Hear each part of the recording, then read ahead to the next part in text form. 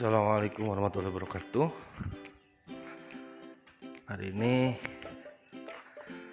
agenda kita adalah perawatan greenhouse kedua hidroponik Saman, sekaligus kita akan pembenihan. Ini bisa dilihat benih yang siap dipindah tanam. Ini juga yang baru 2 HST. Ini ada sawi pagoda dan yang lainnya itu selada Grand Rapid. Total lubang di sini ada sekitar 3000 lubang. Mana ini satu meja yang pertama untuk peremajaan dan 2 meja yang ini diperuntukkan untuk pembesaran sampai panen. Nah, bisa dilihat di sana udah ada yang kosong. Yang meja pertama itu kemarin sudah kita panen dan kita suplai ke rumah makan. Ini juga masih ada yang besar-besar. Mungkin kita akan panen besok. Sisanya ini bisa dilihat sayuran kami sehat-sehat, bukti sehat, akarnya bersih, sayurannya segar.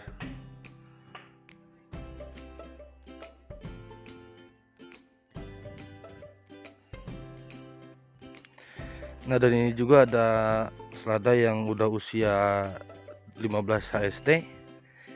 Gue ini yang paling masih muda nih. Ini sekitar 7 HST. Kalau yang meja ini semuanya masih pada kecil-kecil, baru pindah tanam, baru 2 HST. Jadi sistem di kami hidroponik Saman ini tidak langsung semua kita tanam karena kita mengejarnya kontinu, mengejar kebutuhan pasar. Jadi alhamdulillah kita panen satu hari itu sekitar 10-15 kg. Dan itu rutin, setiap hari kita selalu panen. Jadi ketika kita nanam, contohnya kita nanam untuk panen 10 kilo, berarti kita nantinya panen 10 kilo. Tuh. Untuk kesehatannya bisa teman-teman lihat. Sayurnya semuanya sehat-sehat karena tidak ada hama, daunnya tidak ada yang berlubang, semuanya sehat. Karena sekeliling greenhouse kita menggunakan screen net, jadi tidak ada hama yang masuk. Jadi jika ada istilah kok tanaman yang gak berlubang itu sehat, kan hama juga gak mau makan. Bukan gak mau makan, cuman hamanya gak bisa masuk ke sini karena greenhouse-nya kita pasang screen net. Jadi kalau ada statement sayuran yang berlubang itu tidak mau dimakan hama, justru salah, karena hamanya yang tidak bisa masuk karena greenhouse kita pakai screen net. Bisa dilihat air mengalir, airnya dingin, tidak panas, karena kita selalu menjaga suhu di greenhouse kita tidak sampai mencapai di atas 30 derajat. Sistem hidroponik yang kita pakai itu adalah sistem NFT, Nutrient Film Teknik, yang mana kita mengalirkan air tipis ke dalam paralon. Jadi bertujuan untuk agar suplai oksigen ke setiap tanaman itu lebih besar ketimbang sistem-sistem yang lainnya. Kita lihat air dalam tandonnya.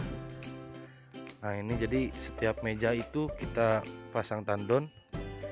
Jadi meja ini tandonnya, meja itu, meja yang kedua ini tandonnya, dan ini tandon yang ketiga. Ini masih kecil ya, kita salah pasang tandon, nanti kita akan ganti.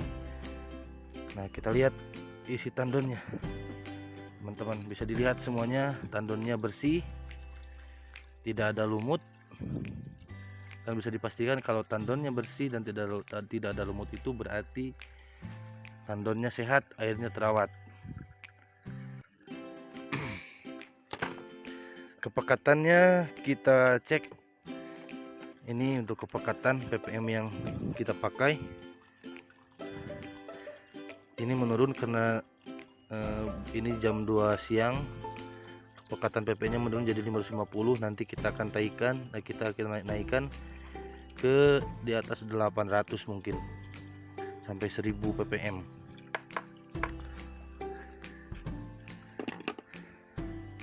Jadi ini untuk keseharian kami seperti ini.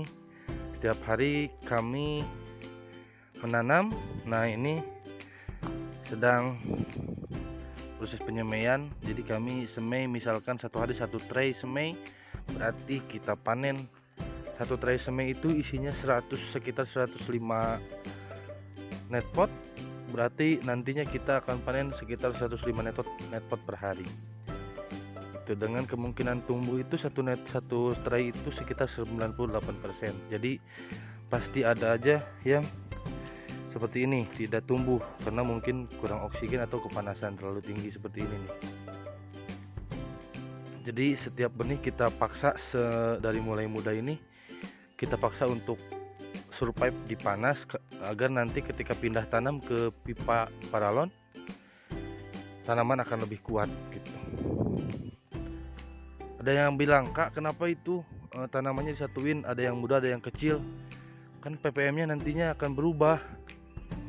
Nah, ini perbedaannya. Untuk tanaman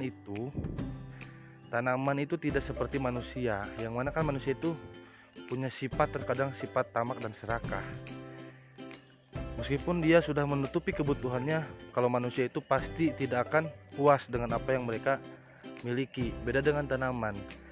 Jadi meskipun ppm-nya kita 1200 contohnya di sana di tandon itu, tetap kalau selada yang seperti ini, tanaman seperti ini tidak akan memakan ppm yang tinggi. Pasti dia memakan nutrisi secukupnya dengan kebutuhan dia sendiri. Jadi gitu. Jadi tidak akan ada istilah tanaman itu mabuk ppm atau apa itu, karena yaitu tanaman itu makan nutrisi sesuai kebutuhannya, bukan sesuai keinginannya. Jadi meskipun ppm-nya tinggi, tanaman itu tetap akan makan sesuai porsinya sendiri. Beda dengan manusia itu. Makanya tanaman di sini semuanya sehat-sehat, tidak ada yang kena hama. Itulah fungsi tanaman. Jadi kita itu harus mengerti apa kebutuhan tanaman, apa keinginan tanaman, supaya tanaman juga nyaman gitu ketika kita tanam. Varietas yang kami tanam di sini pure semuanya dari keluarga lettuce. Ini ada Bohemian, itu Green Rapid, ini Green Rapid, dan yang kita sedang sama itu adalah Coral. Untuk nanti kita akan survei ke greenhouse yang satunya lagi yang di sana. Jadi kita punya 2 greenhouse, satu lagi di sana di belakang pesantren, ini belakang sekolah. Nah, di belakang pesantren kita fokus nanam keluarga sawi seperti sawi pagoda, sawi pakcoy, sawi jaisim. Nah, di sana itu keluarga sawi dan kangkung. Mungkin jika ada yang memerlukan bayam. Nah, di sini kita fokus keluarga lettuce karena supaya tanamannya tidak stres kalau kita satukan. Banyak yang bertanya, "Kang, lokasinya di mana? Itu ada asalnya dari mana?" Kita berada di Kampung Rancamacan, RT 02 RW 01, Kelurahan Cipari, Kecamatan Mangkubumi, Kota Tasikmalaya. Jadi untuk yang di sekitaran Kota Tasikmalaya, jika memerlukan sayuran-sayuran sehat tanpa pestisida, silakan datang ke Greenhouse Hidroponik Saman. Dijamin sayurannya tanpa pestisida semua dan sehat-sehat semua. Itu. Untuk yang di luar kota, jangan risau karena kita buka rekening bersama melalui aplikasi yang ada di Play Store. Silahkan bisa dicek atau bisa dikomen di komen di bawah. Gitu. Kedepannya kita juga akan fokus menanam seledri. Ini contohnya. Ini awalnya saya menanam sebesar ini nih, yang kecil ini, dan sampai beranak punya 3 polybag, 3 pot, dan kedepannya rencana kita akan memenuhi semua tembok yang ada di samping ini. Kita tanami seledri dan juga stroberi karena banyak permintaan dari santri-santri di sini, Kang pengen belajar nanam stroberi ya, nanti kita akan berencana untuk menanam seledri dan stroberi di sini. Dan juga